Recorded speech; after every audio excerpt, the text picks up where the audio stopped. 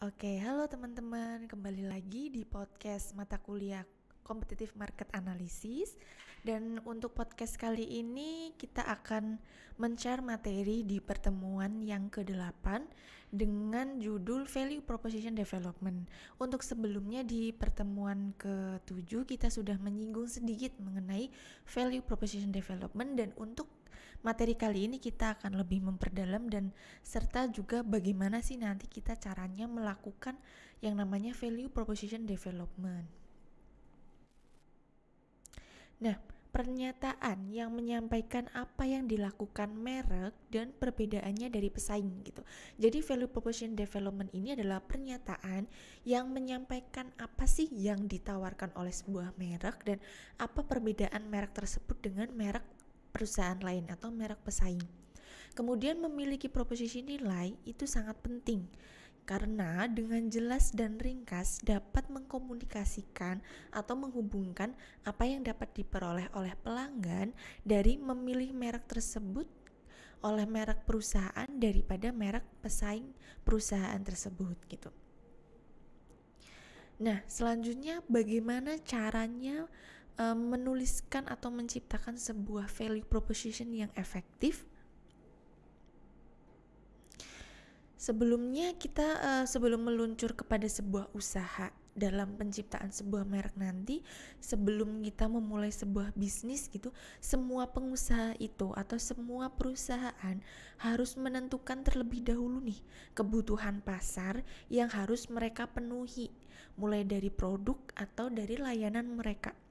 Dan apa yang membedakan penawarannya mereka nanti dari penawaran perusahaan lain yang tersedia di pasaran kepada konsumen. Jadi apa sih yang membedakan penawaran atau hal-hal yang dikenalkan oleh perusahaan dengan perusahaan pesaing? Jadi kemudian karena tanpa adanya diferensiasi dan definisi yang jelas, tanpa adanya perbedaan antara perusahaan yang kita tawarkan, produk perusahaan dengan produk perusahaan lain, bisnis yang baru kita jalankan atau bisnis yang baru kita kembangkan itu tidak akan berhasil, tidak akan berjalan secara maksimal gitu. Untuk itu perlu mengkomunikasikan kebutuhan yang dipenuhi produk perusahaan dan faktor pembedanya dari perusahaan lain.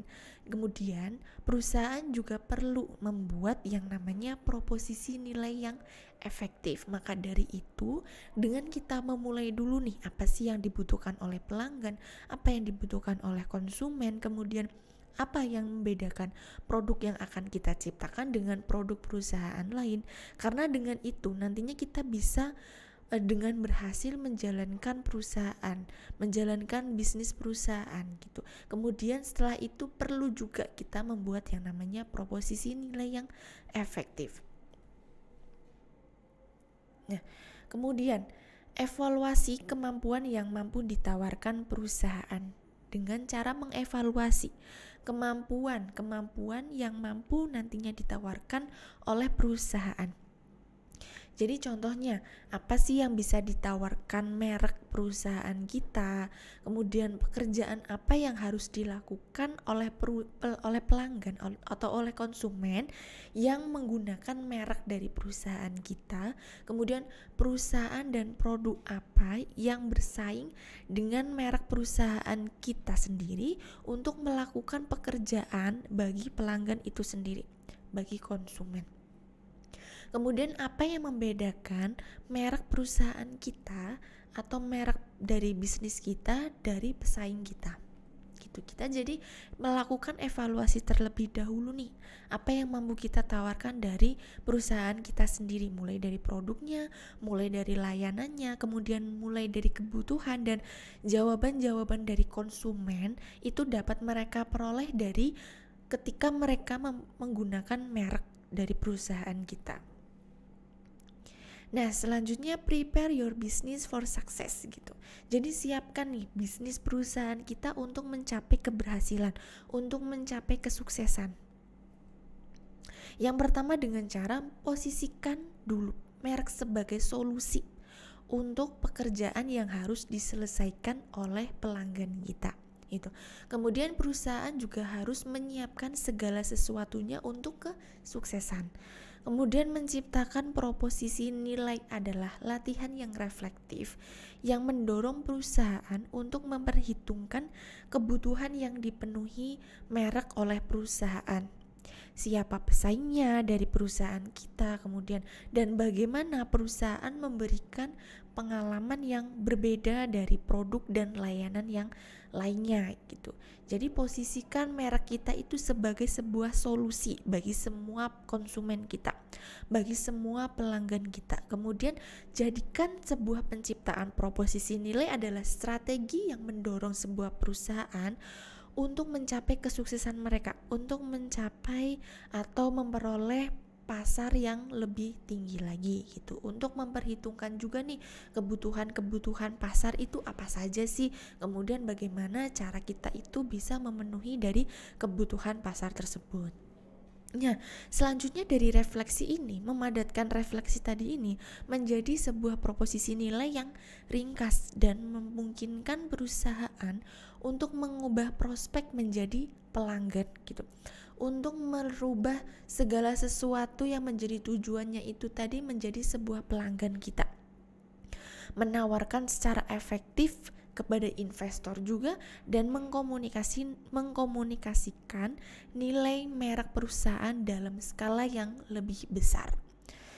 Kemudian detail kebutuhan dan keinginan pelanggan itu harus sama akrabnya dengan perusahaan. Seperti fitur produk perusahaan atau layanan yang perusahaan berikan gitu.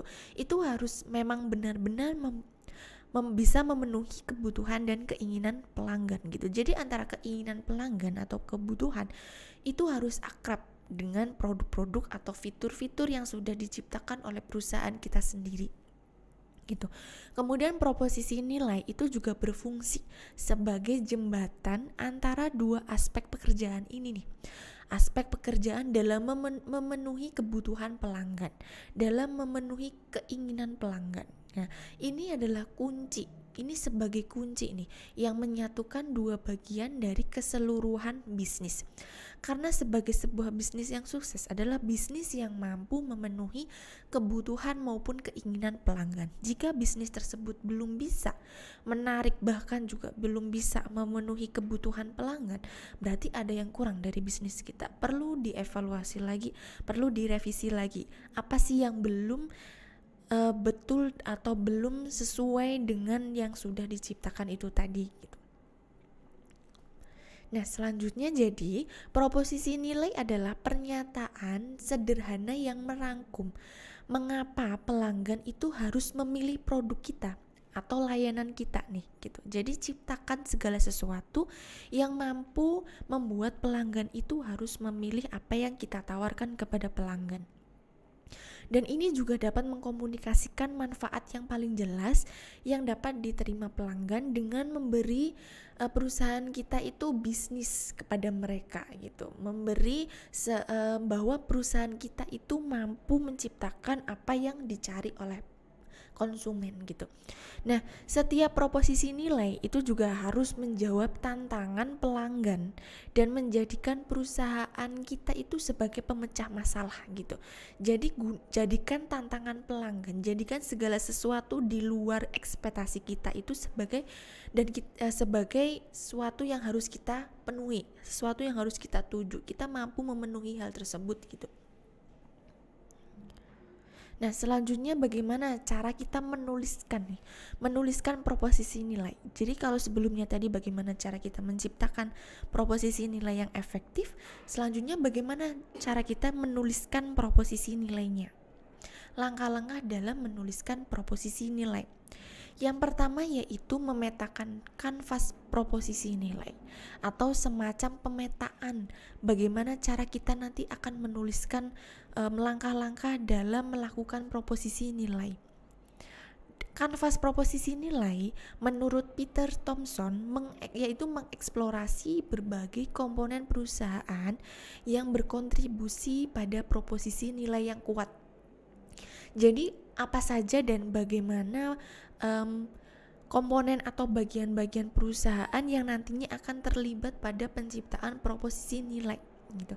Saat menjelajahi setiap bagian kanvas, saat kita melihat keseluruhan dari bagian kanvas itu tadi yang akan kita ciptakan, yang perusahaan itu akan tuliskan, lakukan dari sudut pandang pelanggan gitu. Jadi jangan hanya melihat dari sudut pandang perusahaan. Oh, perusahaan mampu menciptakan sebuah produk. Oh, perusahaan mampu menuliskan sebuah merek, nilai-nilai, tetapi itu tidak dicari atau tidak dibutuhkan oleh konsumen, oleh pelanggan. Tetapi kita harus melihat itu dari sudut pelanggan. Apa sih yang mereka butuhkan?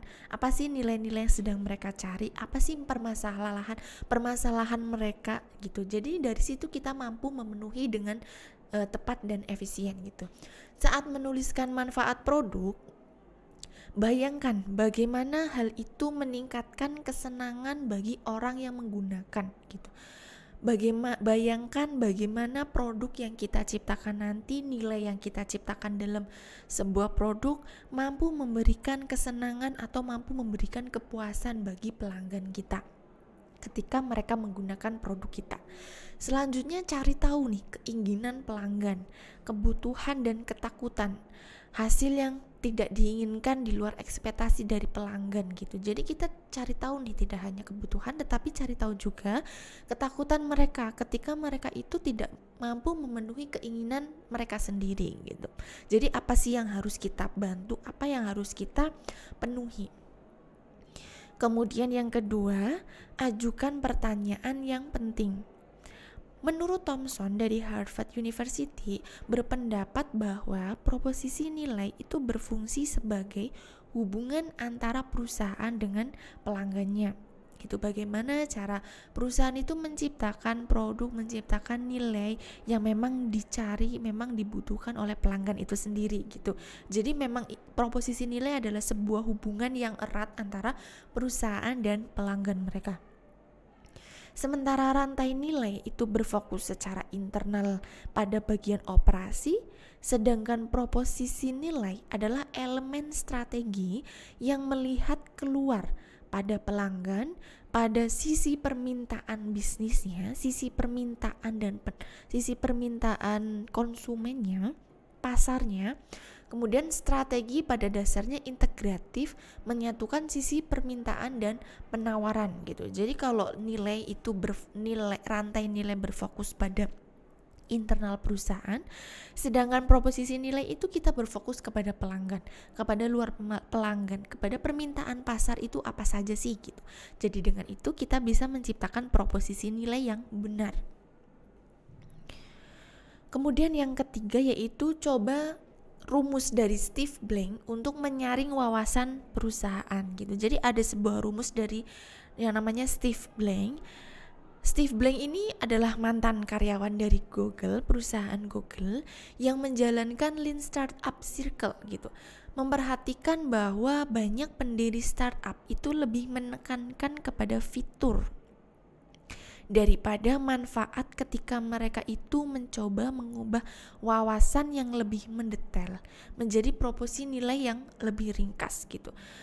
Steve Blank ini melihat perlunya formula sederhana untuk mengubah brainstorming menjadi kalimat yang sederhana gitu. Jadi dari Steve Blank ini punya rumus yang sederhana untuk menciptakan untuk kita itu bagaimana cara menciptakan proposisi nilai yang benar gitu. Jadi rumusnya adalah kami mampu membantu X melakukan Y dengan melakukan Z gitu. Jadi kita mampu nih membantu apa sih yang sedang dibutuhkan oleh konsumen dengan cara konsumen itu melakukan segala sesuatu atau melakukan hal-hal tertentu dengan cara-cara tertentu gitu. Contohnya dari perusahaan Steve Blank itu sendiri, kami membantu pelanggan lokal kami untuk merasakan lebih baik dan berbuat baik dengan mendorong mereka membeli kopi di ruang yang berfokus pada komunitas gitu. Jadi mereka itu membantu pelanggan untuk bisa merasa lebih baik, untuk juga berbuat baik dengan cara apa? Dengan cara membeli produk kita gitu. Dengan cara melakukan apa? Melakukan mereka itu membeli kopi, melakukan aktivitas meminum kopi. Itu dengan cara apa? Dengan cara lebih berfokus, dengan cara membeli kopi itu kepada perusahaan kita gitu. Dengan di mana di sebuah komunitas, dan dengan cara ini kan mereka itu si perusahaan dari Steve Blank ini mampu memenuhi kebutuhan pelanggan dengan nantinya membeli produk dia gitu, dan akhirnya kebutuhan pelanggan ini terpenuhi, produk dari perusahaan Steve Blank ini juga menjadi terjual gitu kan, dan mereka itu menjadi lebih efektif dan efisien antara kebutuhan dan penawaran, antara permintaan dan penawarannya gitu. Nah, itu tadi materi untuk pertemuan yang ke-8, bagaimana cara kita menciptakan value proposition yang efektif dan bagaimana cara kita itu mampu memenuhi kebutuhan dan keinginan pelanggan dari penciptaan value proposition perusahaan yang baik. Sekian untuk materi podcast kali ini. Terima kasih teman-teman.